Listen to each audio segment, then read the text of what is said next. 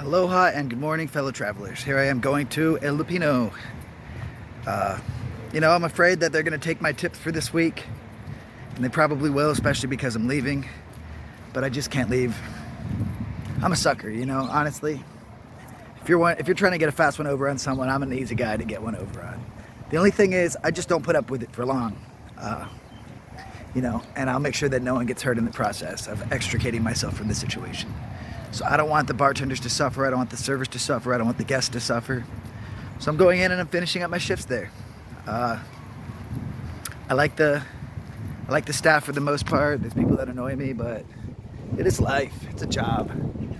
You don't get paid because you love your job. You get paid because they need people to come in, and it's not the most enjoyable thing. I'm an actor. I have to act like I love my job and I love what I do. And honestly, I feel like it's possible for me to love my job and love what I do. So, although I can put on the act, I don't need to. There's places where I can be happy, and my happiness is my priority in life. My happiness is my measure of personal success.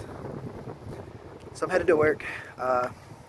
Did a podcast today with Sarah Jane Bangarang and Carlos over at Slab City TV, and it was kind of fun. I wasn't diving into my travels or my personal story. I wasn't diving into the darkness. I delved into the darkness a little, but I didn't dive in, and it was cool. We had a great dynamic. I really do need to start my own podcast soon, and then let Carlos come on and be interviewed for like 20 hours so that I get all the attention. Just kidding. No, but seriously, I do need to start one, because I can have Carlos on until he's tired after like 2 hours, 3 hours. I can go for like 12 hours on a podcast. I can just talk and talk and talk. Just ask my family. No wonder they don't talk to me anymore. Oh man, funny not funny. Love dark humor. So I'm headed to work, and I'm secretly excited, because when you go to a place and you don't have to give a shit, but you do give a shit, it gives you a lot of power. And I'm not one to abuse power, but yeah, I'm gonna go in, I'm gonna do my best, and it's gonna say a lot about me. Like, hey, I'm not happy here. I think all this stuff, and I'm not even gonna talk shit. So people ask, well, why are you leaving? And I'll be like, yeah, there's a lot of reasons, but I don't want to say anything that's going to affect morale.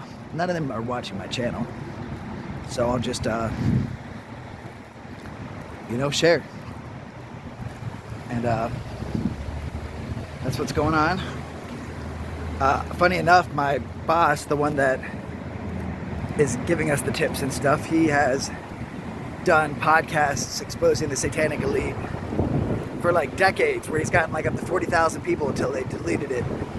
So he's got a lot of information supposedly, but he thinks that I'm like pushing bullshit that I researched online, and it's like, dude, I'm pushing bullshit that I was taught by the people who are in those cults.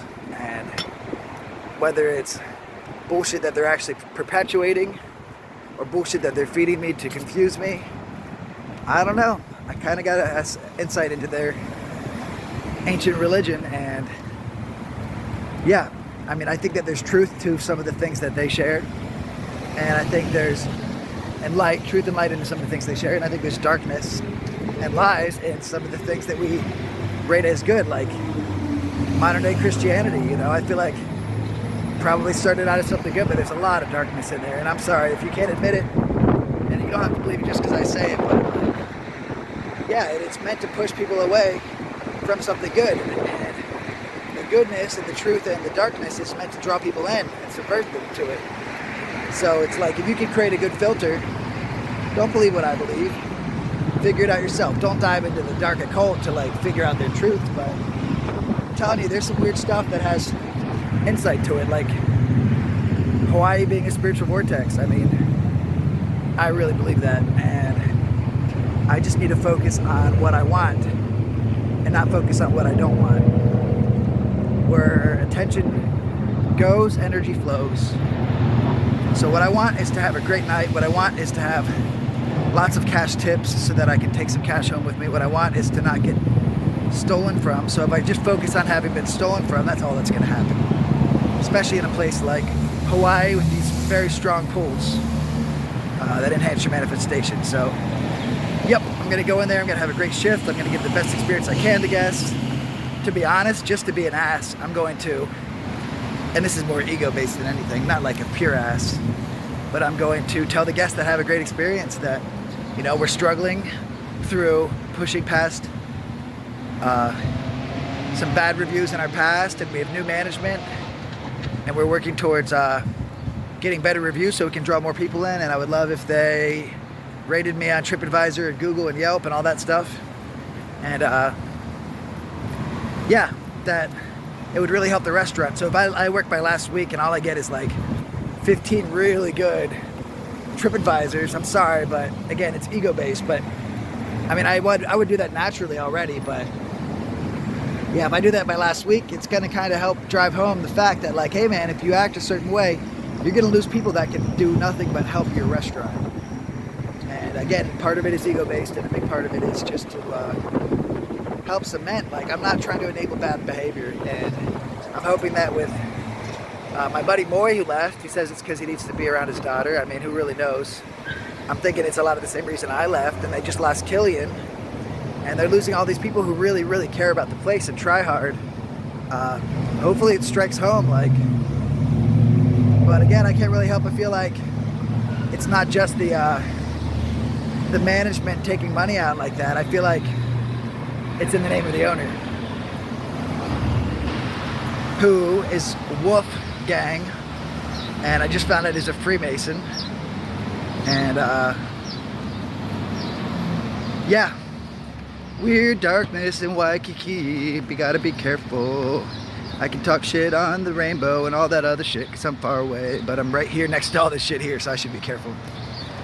I had a lot of people praying for me. I haven't had as many dark dreams. Last night I think I might have had a short sleep paralysis, and I felt like there was something in my room, but I didn't wake up and see it or feel anything. But I'm not sure. Maybe it was just a dream or a weird feeling. But I've got lots of people praying for me, and whether that's real or not, I believe it is. So to my subjective reality, it is real. Man, that bus, is that the 2? I always do this, and the bus is right there. Please be the 1. I'm gonna go. This is such a pattern. Hey there, I just finished work. It was a tough shift. Yeah, so I don't need to say anything negative. There's struggles in life, that's it. So why focus on the negative? By the end of the shift, it's just so nice, man. I love everyone there. And I still do plan on leaving, but I don't want to abandon them, and I won't abandon them. So maybe they could convince me to stay a shift or 2 each week. But I do need to find the main job where I can just not feel the struggle while we work towards that there, potentially. So yeah. I don't think they expected me to show up, you know, like, why is someone going to show up to a place they don't like, where they feel like they're being stolen from? But I did, and I'm there, and it's just who I am. So I feel like,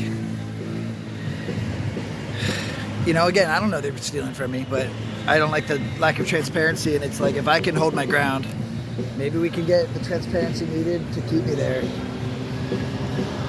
Yeah, I know, I'm all over the place. Some cool music playing. Sounds like someone singing. But yeah, I gotta go home, and I'm gonna keep loading my Instagram photos. If you get a chance to go on there, check them out. I'm gonna get through my Everglades, and that's right after the Everglades is when I left for Alaska in 2018. So we're working our way up to the present day slowly. Sorry, hiccups.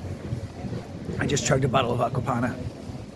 But yeah, so it was a good shift. I mean, it was busy, and right off the bat, there's some guests. It's happy hour. I could be like, here's the happy hour, but you know, my thing is, why just show them the happy hour? Hey, just so you know, we've got an extensive wine list. We have 47 different wines by the glass.